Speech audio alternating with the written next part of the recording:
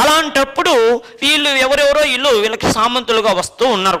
ఇక్ష్వాకులు అనే వాళ్ళు తరతరాలుగా సామంతులుగా వస్తూ ఉన్నారు. ఇలా సామంతులుగా వస్తున్నటువంటి సమయంలో మరి ఏ రాజవంశం అయినా మీ అందరికీ తెలుసు, ప్రతి రాజవంశంలో అందరూ దమ్మున్నోళ్ళు ఉండరు, కొంతమంది అధోగతోళ్ళు ఉంటారు. ఉదాహరణకి ఇప్పుడు శాతవాహన సామ్రాజ్యం చూడండి. శ్రీముఖ శాతకర్ణి అసలు ఆ శాతవాహనుడు అనేవాడు మూల పురుషుడు, శ్రీముఖ శాతకర్ణి అనేవాడు ఆ రాజ్య స్థాపకుడు.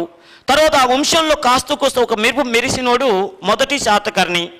ఆ మొదటి శాతకర్ణి ఆ వంశంలోనే అసలు అద్భుతమైనటువంటి అగ్రగణ్యుడిగా పేరు పొందినవాడు గౌతమిపుత్ర శాతకర్ణి.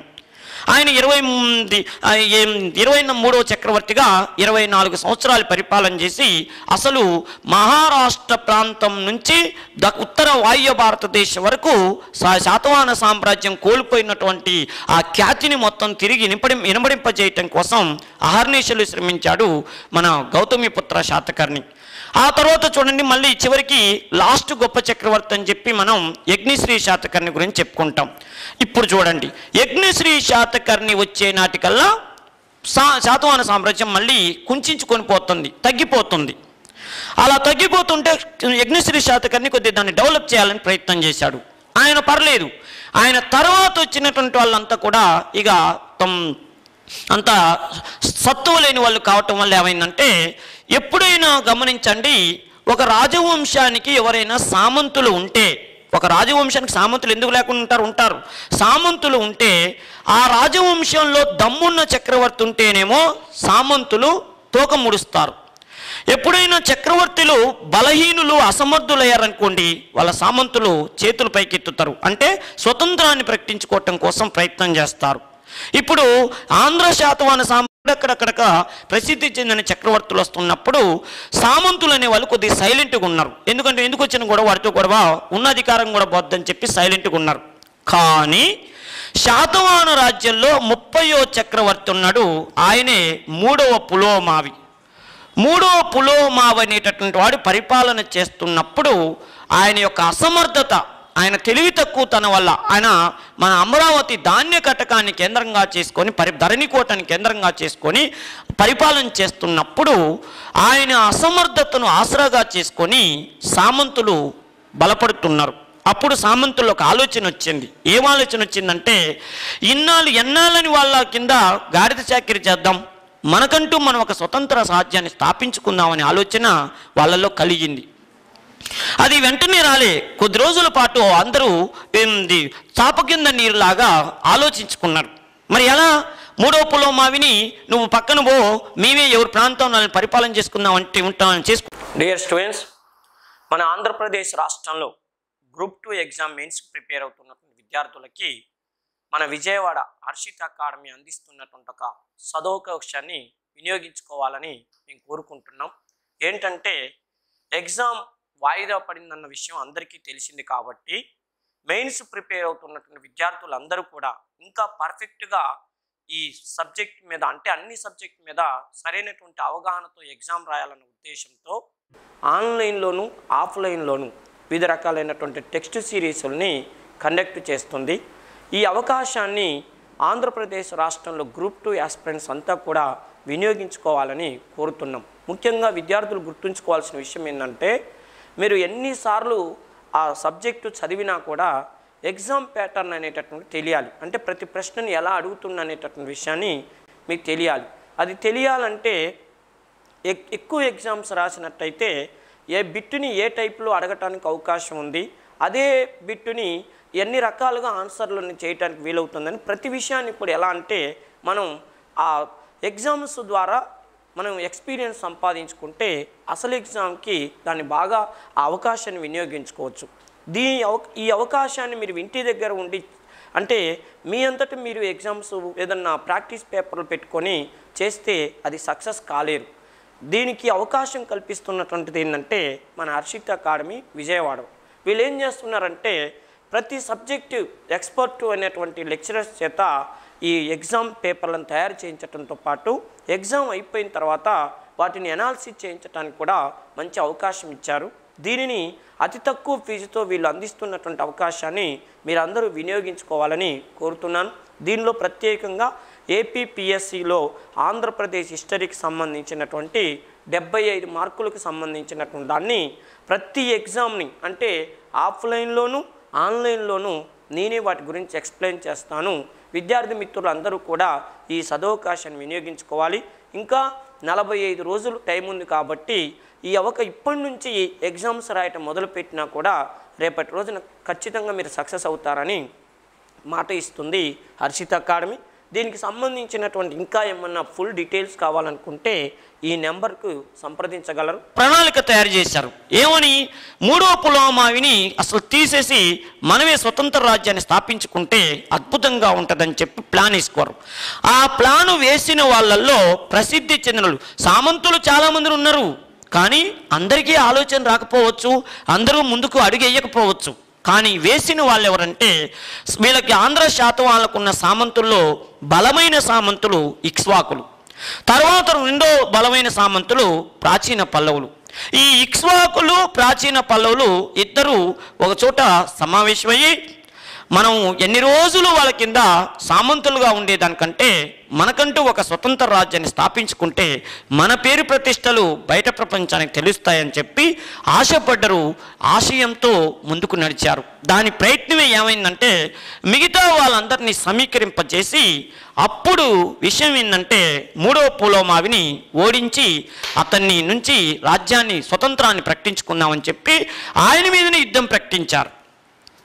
ఆయన మీద యుద్ధం ప్రకటిస్తే ఆయనకు అర్థమైంది, సినిమా అర్థమైంది, ఇదంతా నా మీద గూడు పుట్టాని చేస్తున్నారు, ఈ దెబ్బలో నేను కనుక దొరికితే వేసి పడేస్తారని చెప్పి ఆయన మన ధాన్య కటకాన్ని వదిలేసి ఎక్కడో ఉన్నటువంటి బళ్ళారి, కర్ణాటక జిల్లాలో ఉన్నటువంటి బళ్ళారిని ప్రాంతానికి వెళ్ళిపోయి మనం ఆంధ్ర శాతవాహన చరిత్రలో చదువుకుంటాం.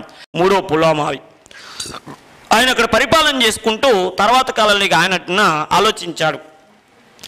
అక్కడ ప్రజలను నేను ఇక్కడున్నా ఇక అయ్యే పని కాదులే అని చెప్పి అప్పుడు ఆయనే ప్రకటించాడు, నాతోని ఈ శాతవాహన సామ్రాజ్యం పతనం అయిపోయిందని చెప్పి ప్రకటించాడు. అందుకని మనం ఆంధ్ర శాతవాహనుల చరిత్రలో చదువుతాం. చివరి శాతవాహన చక్రవర్తి ఎవరంటే 3వ పులోమావి అని చెప్తాం. అదే కాదు, ఆయన అక్కడ ఒక శాసనం కూడా వేసిందని చెప్తాం. 3వ పులోమావి బళ్ళారిలో మేకధుని శాసనం, మేకధుని అనేటట్టు ఒక శాసనం వేసిందని కూడా చెప్తాం. ఇప్పుడు మనకు అవసరమైన విషయం ఏంది? 3వ పులోమావి చివరివాడు. 3వ పులోమావి కాలంలో సామంతులు స్వతంత్రం కోసం ప్రయత్నం చేశారు. ఆ ప్రయత్నం చేసినటువంటి సామంతుల్లో బలమైన సామంతులు ఇక్ష్వాకులు, వాళ్ళలో మళ్ళొకళ్ళు ప్రాచీన పల్లవులు అన్న విషయం మన కాన్సెప్ట్ అర్థమైంది. అయితే వీళ్ళందరూ కలిసి ఆయన మీద పోరాటం చేస్తున్న టైంలో ఆయన వెళ్ళిపోయాడు, జింపయ్యాడు, వీళ్ళు స్వతంత్రాన్ని ప్రకటించుకున్నారు. అయితే ఇప్పుడు చూడండి, ఇప్పుడు ఈ స్టోరీ ద్వారా మీకు ఏమర్థమైంది? శాతవాహనులకు ఉన్నటువంటి సామంతుల్లో బలమైన సామంతులు ఇక్ష్వాకులు అన్న విషయం మీకు అర్థమైంది ఒకటి. రెండో విషయం ఏంటంటే శాతవాహనులు ఇక్ష్వాకులకి మన ఆంధ్రదేశంలో పరిపాలన చేయటం కోసం కొంత ప్రాంతాన్ని కేటాయించారన్న విషయం అర్థమవుతుంది రెండోది. మూడోది ఏంటంటే ఇప్పుడు శాతవాహనుల దగ్గర నుంచి వీళ్ళు స్వతంత్రాన్ని ప్రకటించుకొని కొంతకాలం పాటు పరిపాలన చేశారన్న విషయం మనకు అర్థమవుతుంది. ఓకేనండి? ఇది అంటే ఇప్పుడు మీరు పర్టికులర్గా దీన్ని బట్టి మీకు ఏమర్థం కావాలంటే ఇక్ష్వాకులు అనేటటువంటి వాళ్ళు మొదట ఎవరికి సామంతులయ్యా అంటే ఆంధ్ర శాతవాహనులకి సామంతులు. ఆంధ్ర శాతవాహనులు అనేటటువంటి వాళ్ళకి ఇక్ష్వాకులు అనేటటువంటి వాళ్ళు సామంతులు. మరి అంతేకాదు, రేపు పర్టికులర్గా రాజవంశం అడగకపోవచ్చు, లేకపోతే ఇంకా డెప్త్గా ఏ శాతవాహన చక్రవర్తికి ఇక్ష్వాకులు మొదట సామంతులుగా చివరిగా వ్యవహరించారంటే 3వ పులోమావికి సామంతులుగా వ్యవహరించారన్న విషయం అర్థమవుతుంది. మరి ఇప్పుడు ఇక్ష్వాకులు అనేటటువంటి వాళ్ళు క్రీస్తు శకం, ఓకేనండి, క్రీస్తు శకము ఎప్పుడంటే 225వ సంవత్సరం నుంచి 300 సంవత్సరం వరకు. వీళ్ళు ఎన్నో సంవత్సరాలు ఏం పరిపాలన చేయలే. వీళ్ళు పరిపాలన చేసింది ఎక్కువ మంది చరిత్రకారులు, మన ఆంధ్రప్రదేశ్ ప్రాంతానికి చెందిన చరిత్రకారులు ఆ అధ్యయనం చేయగా లాస్ట్ ఫైనల్గా చెప్పిన ఇయర్స్ ఎంతోమంది ఎన్నో రకాల సంవత్సరాలు చెప్పారు. ఇలా ఈ టైం నుంచి ఈ టైం, ఈ టైం నుంచి ఈ టైం అని పరిపాలన చేశారని చెప్పారు. ఆ ఆమోదించినటువంటి పీరియడ్ ఏందయ్యా అంటే క్రీస్తు శకం 225 నుంచి 300 మధ్య కాలంలో ఒక 75 ఇయర్స్ పరిపాలన చేసినటువంటి రాజవంశంగా ఇక్ష్వాకులు అని చెప్తారు. మరి బాగానే ఉంది. ఇంకో ముఖ్యమైన విషయం ఏంటంటే అసలు ఇక్ష్వాకులు అనేటటువంటి వాళ్ళు పరిపాలన చేశారు. క్రీస్తు 225 నుంచి 300 పరిపాలన చేశారు. మరి ఇక్ష్వాకులు అనే వాళ్ళు ఏ ప్రాంతాలని కేంద్రంగా చేసుకొని పరిపాలన చేశారు? ఎక్కడ రాజధాని ఉందనే తర్వాత సంగతి. మన ఆంధ్రదేశంలో ఏ ప్రాంతాలని పరిపాలన చేశారంటే వీళ్ళు కృష్ణా నది పరివాహక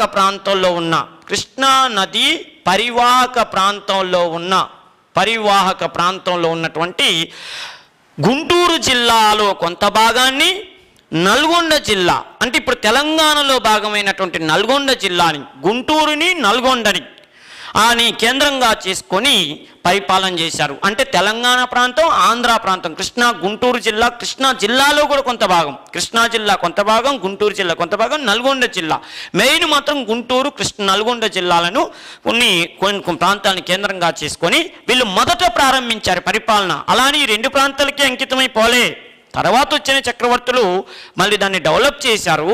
అంటే తర్వాత వచ్చిన వీళ్ళ చక్రవర్తులు డెవలప్ చేశారు. కాకపోతే ఓ ముఖ్యమైన విషయం ఏంటంటే ఈ వంశాన్ని ఇక్ష్వాకులు ఆంధ్ర శాతవాహనుల దగ్గర నుంచి రాజ్యాన్ని స్థాపించుకునేటప్పుడు, అంటే స్వతంత్రాన్ని సంపాదించుకునేటప్పుడు వీళ్ళు గుంటూరు జిల్లా కొంత భాగం, నల్గొండ జిల్లాలో కొంత భాగానికి మాత్రమే పరిమితమై ఉన్నారు. తరువాత విస్తరింపజేసుకున్న విషయం ప్రత్యేకంగా గుర్తుంచుకోండి. మరి అంతా బాగానే ఉంది. మరి వీళ్ళ జన్మస్థలం ఎక్కడా? వీళ్ళు జన్మస్థలం అనేటటువంటిది ఈ ఇక్ష్వాకులు నిజంగా జన్మస్థలం ఏంది? వీళ్ళు గుంటూరు జిల్లా కాలంలోని ఆంధ్రదేశంలో గుంటూరు జిల్లాని కేంద్రంగా చేసుకొని పరిపాలన చేశారని మీరే అంటున్నారు కదా. మళ్ళీ జన్మస్థలం ఏందని మీకు డౌట్ రావచ్చు. అయితే విషయం ఏంటంటే చాలామంది చరిత్రకారులు ఇక్ష్వాకులు మన వాళ్ళు కాదు, వాళ్ళు ఆంధ్రదేశం వాళ్ళు కాదు, వీళ్ళు ఎక్కడి నుంచో బయట ప్రాంతం నుంచి వచ్చి గుంటూరు జిల్లా ప్రాంతాన్ని కేంద్రంగా చేసుకొని పరిపాలన చేసి ఉంటారు. వీళ్ళు ఆంధ్ర శాతం వాళ్ళకి సామంతులైతే కావచ్చు, కానీ వీళ్ళు ఎక్కడి నుంచో వచ్చి ఇక్కడ పరిపాలన చేశారని చెప్పి కొంతమంది చరిత్రకారులు చెప్పారు. వాళ్ళల్లో మనవాళ్ళు కొంతమంది వీళ్ళు మనవాళ్ళే అని చెప్పినటువంటి వాళ్ళు ఉన్నారు. ఉదాహరణకి రాప్సన్ అనేటటువంటి వ్యక్తి ఒక ఆయన, బ్రూలర్ అనేటటువంటి వ్యక్తి, వీళ్ళు ఏమన్నారంటే ఇక్ష్వాకులు అనేటటువంటి వాళ్ళు ప్రత్యేకంగా వీళ్ళు మనవాళ్ళు కాదు అని చెప్పారు. చాలామంది చెప్పారు. మనకి ఎక్కువ మంది చరిత్రకారులు వీళ్ళ పరిశోధన చేసిన వాళ్ళల్లో రాప్సన్, బ్రూలర్ అనేటటువంటి వాళ్ళు ఏమని చెప్పారంటే ఇక్ష్వాకులు మన వాళ్ళు కాదు అన్నారు. మరి ఎక్కడి వాళ్ళు అని అంటే వీళ్ళు ప్రత్యేకంగా వీళ్ళు ఉత్తర భారతదేశానికి సంబంధించిన వాళ్ళని చెప్పారు. ఉత్తర భారతదేశంలో కూడా పర్టికులర్గా ఏ ప్రాంతానికి చెందిన వాళ్ళని అడిగితే వీళ్ళు అయోధ్య ప్రాంతానికి చెందిన వాళ్ళని చెప్పాడు రాప్సన్, బ్రూలర్ అనేటటువంటి వాళ్ళు. ఉత్తర భారతదేశంలో అయోధ్య ప్రాంతానికి చెందిన వాళ్ళని మీరెలా అంటున్నారని చెప్తే అప్పుడు వీళ్ళు అన్నారు, ఏమన్నారంటే ఇక్ష్వాకులు అని అంటున్నారంటే దాని అర్థం ఏంది? ఇక్ష్వాకులు అంటే మన ఆంధ్రదేశంలో గతంలో ఇక్ష్వాకులు అనేటటువంటి జాతి లేనే లేదు. మా ఐడియా ప్రకారం ఏంటంటే ఇక్ష్వాకులు అని అంటే అర్థం ఏంటంటే శ్రీరాముడు ఇక్ష్వాకు జాతికి చెందినవాడు, ఇక్ష్వాకు సంతతికి చెందినవాడు. అందుకని శ్రీరాముణ్ణి ఇక్ష్వాకు వంశ తిలక అని చెప్పి ఇక్ష్వాకు వంశంలో పుట్టిన ఓ కుమార అని చెప్పి పిలుస్తున్నారు. మరలాంటప్పుడు ఇక్ష్వాకు వంశంలో పుట్టిన కుమార అని శ్రీరాముని పిలుస్తున్నారంటే వీళ్ళు ఖచ్చితంగా మన ప్రాంతం వాళ్ళు కారు. అందుకని మా ఐడియా ప్రకారం ఏంటంటే వీళ్ళు ఉత్తర భారతదేశంలో శ్రీరాముడికి సోదరుడైన లక్ష్మణుడి వైపు నుంచి, వాళ్ళ అమ్మవారి వైపు నుంచి బంధువు అవుతారు. అయితే ఎట్లాగూ శ్రీరాముడు, లక్ష్మణుడు వీళ్ళంతా కలిసి అయోధ్యలో పరిపాలన చేస్తున్నారు కాబట్టి మనం అక్కడ ఉంటే మళ్ళీ మనం పరిపాలకులం కాలేమని భావించి దక్షిణ భారతదేశంలో ఏదో ఒక ప్రాంతంలో పరిపాలన చేయాలని భావించి, అంటే వాళ్ళకి ప్రత్యేకంగా పరిపాలన చేయాలని కోరికంట. ఉత్తర భారతదేశంలో లక్ష్మణునికి బంధువుగా ఉండి చాలా రోజులు వాళ్ళకి ద్వారపాలకుల్లాగా, అంటే గేట్ కీపర్ లాగా, ద్వారపాలకుల్లాగా వ్యవహరించి తర్వాత అక్కడ అనుభవాన్ని సంపాదించుకొని మన ఆంధ్రదేశానికి వచ్చి కృష్ణా నది పరివాహక ప్రాంతంలో సెటిల్ అయ్యి ఆంధ్ర శాతం వాళ్ళకి సామంతులయ్యి తర్వాత స్వతంత్రాన్ని ప్రకటించుకున్నారని చెప్పిన వాళ్ళు రాప్సన్, బ్రూలర్ అనేటటువంటి చరిత్రకారుడు ప్రత్యేకంగా ప్రస్తావించారు. ఇది చాలామంది ఇది నిజమేమో అనుకున్నారు. అయితే దీని మీద మళ్ళీ భిన్నవాదనలు వచ్చాయి. ఏం భిన్నవాదనలు వచ్చాయంటే, రాప్సరు బ్రూలర్ చెప్పినటువంటి శ్రీరాముడు సంతతి అంటే మాకు కొంత అయోమయం ఉందని చెప్పి మన ఆంధ్రదేశ చరిత్రకారులైనటువంటి నెలటూరి వెంకటరమణయ్య ఇలాంటి వాళ్ళు తన అభిప్రాయాన్ని వ్యక్తం చేశారు. ఎలా అంటే, ఇక్ష్వాకు వంశ తిలకానంటే ఖచ్చితంగా వీళ్ళు శ్రీరాముడి సంతతి వారని మీరే అంటున్నారు, బాగానే ఉంది. మరి వీరు శ్రీరాముడి సంతతి వారైతే వీళ్ళ పరిపాలనా కాలంలో ఆంధ్రదేశం బౌద్ధ మతానికి స్వర్ణయుగం ఎలా అవుతుంది? నిజంగా వీళ్ళు శ్రీరాముడు సంతతి వాళ్ళైతే శ్రీరాముడిని పూజించాలి కదా. మరి ఆర్యులు శ్రీరాముడు ఆర్యుల మతమైనటువంటి హిందూ మతాన్ని పూజించాలి. మా ఎంకరేజ్మెంట్ కోసం మన హర్షిత్ ఇన్స్టిట్యూట్ యూట్యూబ్ ఛానల్ని సబ్స్క్రైబ్ చేసుకోండి, లైక్ చేయండి, అలానే షేర్